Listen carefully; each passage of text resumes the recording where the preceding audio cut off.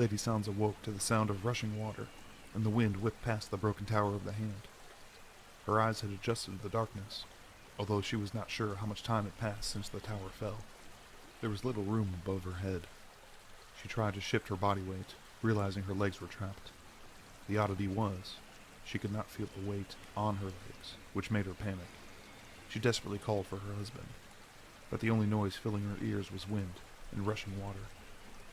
The same water was up to her waist now. A few minutes had passed, and Sansa thought herself to be sinking. Later she realized the water was slowly rising. Again she called out for help, more desperation now in her voice. Sansa wasn't sure if her mind was playing tricks on her. She held her breath and listened intently. After a few moments of rushing water, Sansa resumed the call for help. Again she heard a return voice, this time much closer to her. Lady Sansa's tears of relief had added to the cavern's water level, as it was now above her waist. The voice seemed as panicked as Sansa's. She was a woman likely of older age. Sansa's breath quickened as the voice became closer. The pile of mason's bricks separated Sansa from her tentative savior. "Milady, can you find your way to me? I am alone. Is there anyone there with you?" "No, I'm alone. My legs are trapped. I cannot move them," Sansa replied, with an air of desperation in her voice. "Never fear, milady. There is light further down. I will make my way towards you." The voice replied. Sansa desperately pleaded for the woman to stay with her. Sansa had already accepted her death, as she had many times before. All she wished for was to not die alone under some pile of bricks, deep under the Red Keep. She couldn't imagine a more insignificant death. Once out of earshot, Sansa continued to plead with the darkness. As expected, the darkness remained unforgiving. The water now rose to her elbows, as it gushed and frothed down the mason stones that were going to comprise her grave. Her ears had drowned out the noise of rushing water and howling winds. The silence is what terrified her most. More than rising water that threatened to choke the life from her lungs. The sounds of struggle tickled at her ears, and after a few short moments, the faceless maiden with the panicked voice came into her field of view. "Milady, can you move?" The young woman pleaded, soaked to the bone, and as desperate as Sansa herself. My legs are trapped." Sansa cried to the young woman. She was dressed as a handmaiden, olive skinned, perhaps slightly older than Sansa herself. The young woman raised her line of sight to the fallen support beams just above their heads. She plunged herself up to the neck in the rising water. Sansa felt the handmaiden's hands on her bare legs. The good news is that she could feel. The bad news was the timber beam that trapped her there. "The water from the wave is receding from the city. The water here will deepen before it finally lowers." Sansa whimpered at this realization, as the water was now nearly at her shoulders. The olive-skinned woman traced one end of the beam buried under the pile of mason stones. The opposite end was free of rubble, and rose shallower near the top of the water. She lifted with all of her strength. Sansa could tell the timber would not budge. Sansa never expected it to move. How could it? Her father could have been shown mercy. Rickon could have dodged the arrow that killed him. Robb could have expected a plot. If any luck could have surrounded a Stark's life, it would be bad luck, coupled with terrible decision-making.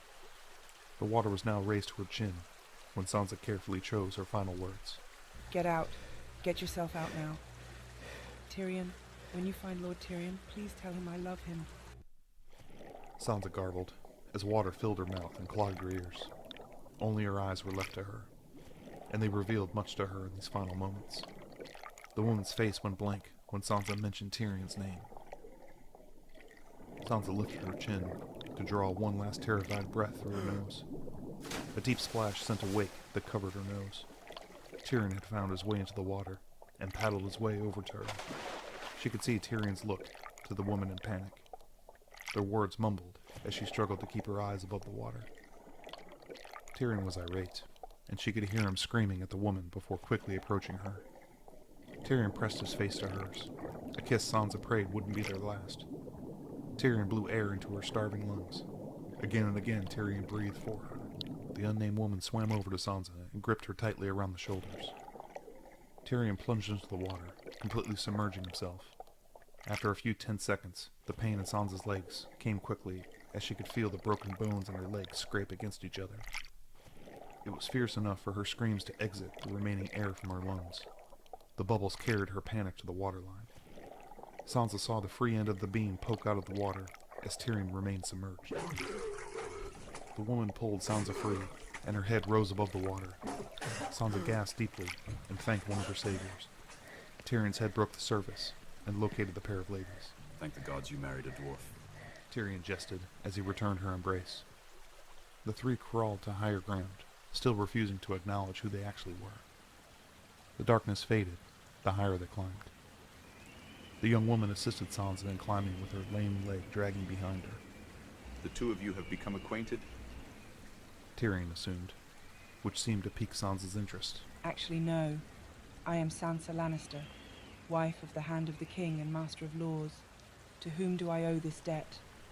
Sansa asked, and the olive-skinned woman dropped her eyes to the floor, refusing to answer Lady Sansa's inquiry. My dear wife, this is Lady Tysha, handmaiden to the Princess of Dorne, and she was my first wife.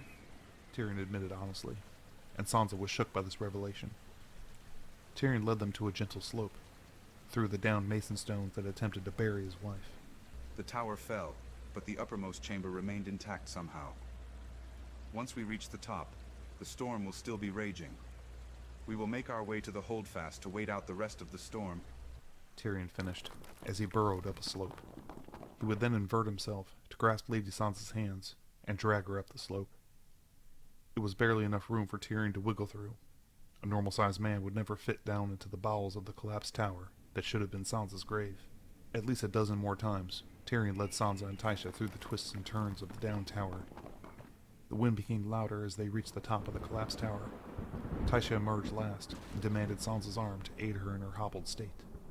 Sansa could now see the devastation of the tidal wave, that down the Red Keep's easternmost towers, the Rookery, the Tower of the Hand, and White Sword Tower, all demolished and drowned. Numerous painful and careful steps led them back to the floodwaters. The dry moat around Maegor's holdfast was full to the tilt, with seawater and bodies floating face down. Sansa gasped, knowing if this was the death toll of the keep, it would be far worse in the rest of the city. Lady Yara greeted them upon their arrival at the holdfast. Lord Commander Jericho Motley was in charge of the few that had made their way to the stronghold. Jericho greeted them upon their arrival. What of White Sword Tower? Lord Tyrion asked, and Sir Jericho bowed his head in reverence. No known survivors.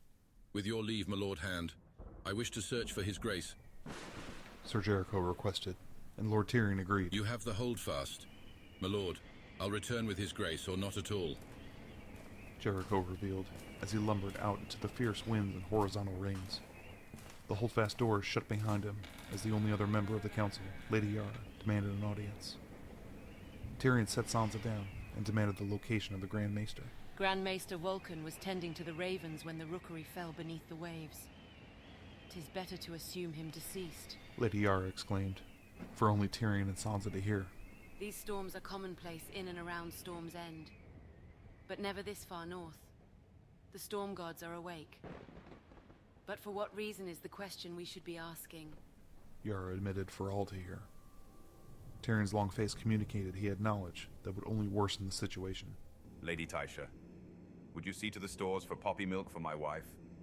Or at least some wine for us all? Tyrion requested, and Tysha agreed without words. Sansa could barely make out the conversation between Yara and Tyrion, but the pain of her broken leg tried to distract her.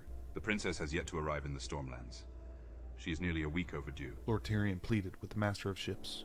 Likely this very storm may have forced a diversion in their voyage. There is no one more capable at sea than my nephew, my lord. Be that as it may, if the king is not found quickly, she will need to be returned to the Red Keep quickly and quietly. This is your charge, Lady Yara. Lord Tyrion finished, and the Ironborn acknowledged fiercely.